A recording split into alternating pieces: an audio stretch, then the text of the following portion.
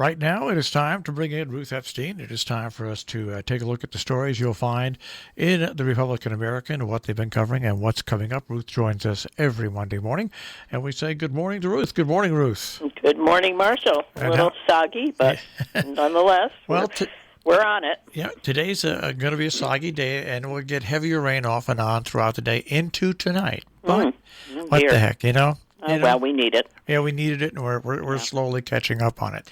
Mm-hmm. All right, with all that being said, it's amazing when you think that the weekend we just came through would have been the weekend of the Salisbury Fall Festival, the Brewski Fest, and once again, no, it's just a normal weekend. I mean, some people did try some outdoor activities with fairs and stuff like that, and sales and stuff. I was up in Salisbury on Saturday, and it was. You're right. Salisbury Association had a little booth and a few other shops, maybe, but no scarecrows. It's just the way it is, and if you'd ever think there were a time to bring out scarecrows, it would be during a pandemic. That's true. Okay, now, Coach, I was only kidding, folks. That's just don't take it too serious.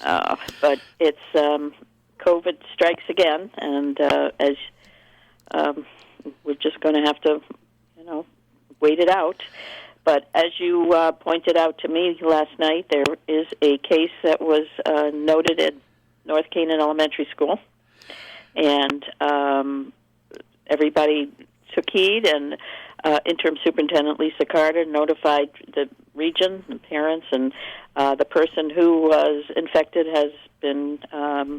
will be self-isolating, and everybody who they contact traced will be self-quarantined. Yeah, I spoke to Lisa about it yesterday, and I broadcast that interview twice this morning. And what's interesting about it, and there's always going to be some naysayers, and some people said, "How do you know it's a North Canton Elementary School student?"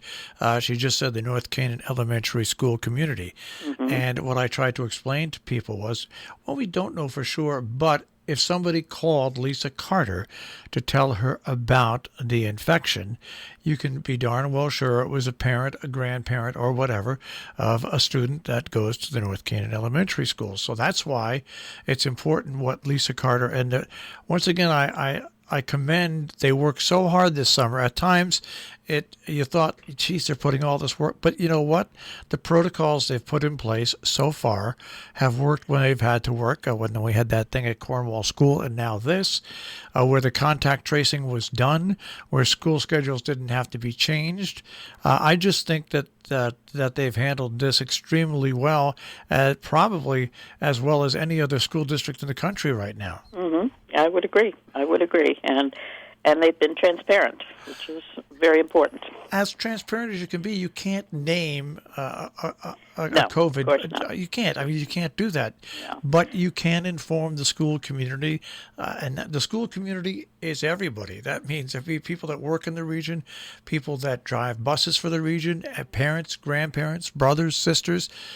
Lisa Carter pointed that out this morning. It's one big team, and as long as everybody follows the rules and reports in, that they'll be able to handle this on a case-by-case basis. But it really is, when you think about how COVID has affected how we live our lives, it's just unbelievable. And taking that a step further, it's into the schools. They have been, the board, ABC and the Region 1 board have been discussing what to do about janitorial services. They're short on positions and on employees, and they're working hard to figure out how to have a roving custodian who would pitch in at any school when needed. And they've decided, the Region 1 board decided to hand it off to the Personnel Committee. So that group will be discussing it next. I mean, there are a lot of implications as far as union and travel, and so, again, COVID just strikes again. Yes. Yeah, and it's coming into the flu season, too, so that's why this is going to be even more important. We talked about the additional expenses that are going to come to the region, and that's one of them. Fortunately, the region did get, the high school got that big $1.1 million grant, coronavirus relief grant, so that will help pay. But that money has to be spent by the end of the year. So it'll help. It will help. We've been out and about. We were at the cemetery walk in Sharon on Saturday, which was totally delightful. Actors played the role of people from Spoon River as well, the Spoon River anthology, as well as local characters, and it was a real collaboration between Sharon Playhouse, the Hotchkiss Library, and the Sharon Historical Society, and it was really a great way to spend a day and socially distanced and masked and all, but it worked. Also went to the ceremonial opening of the new transfer station. Salisbury Sharon Transfer Station will be opening, the new one on off Millerton Road, this Thursday.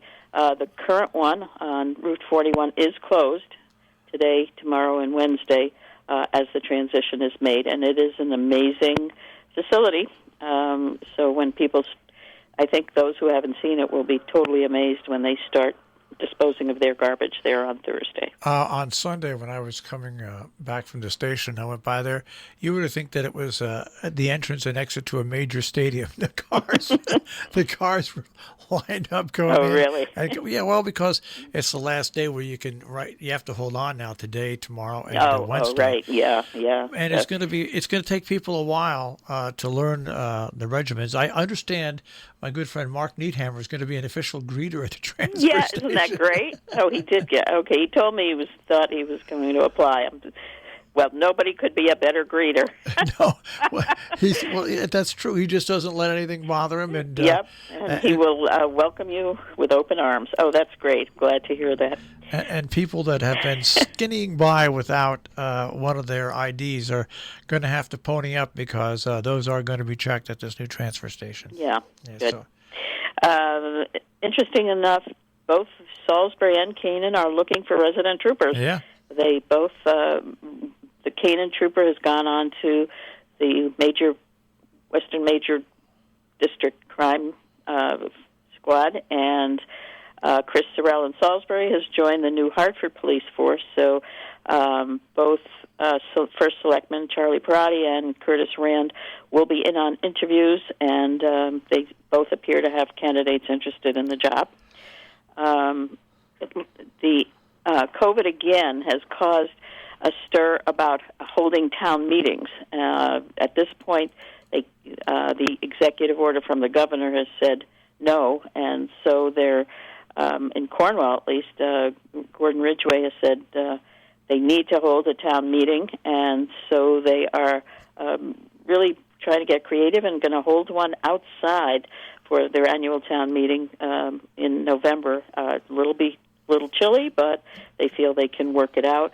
They also need to have a hearing at that about the wastewater treatment plant that is being planned, and selectmen feel very strongly that the public needs to be heard. So we may be seeing people out in their coats and gloves at town meetings this winter. Who knows? And we've got two big meetings coming up, one in Salisbury on the planned housing project, and one this week, I do believe, in Falls Village. On Thursday. Those two, we have a lot of discussion on two affordable housing projects.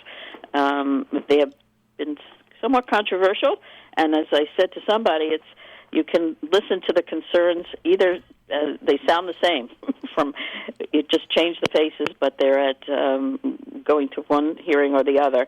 A lot of the same questions and concerns. So, yes, that's Thursday is the Falls Village continuation, and I'm not sure when the Falls Village and Duo POS and POF meet. Since they can't meet today, it's a holiday. Yeah. I'm not sure. But Sharon Board of Selectmen are meeting tomorrow at 3 o'clock. And so onward and upward. Ruth, have a good weekend. We'll speak to you next week. Okay, Marshall. You take care. Take care. Bye. Ruth Epstein, the Republican-American Report. You can find Ruth's stories and more at rep-am.com. Or how about this, even in the paper itself.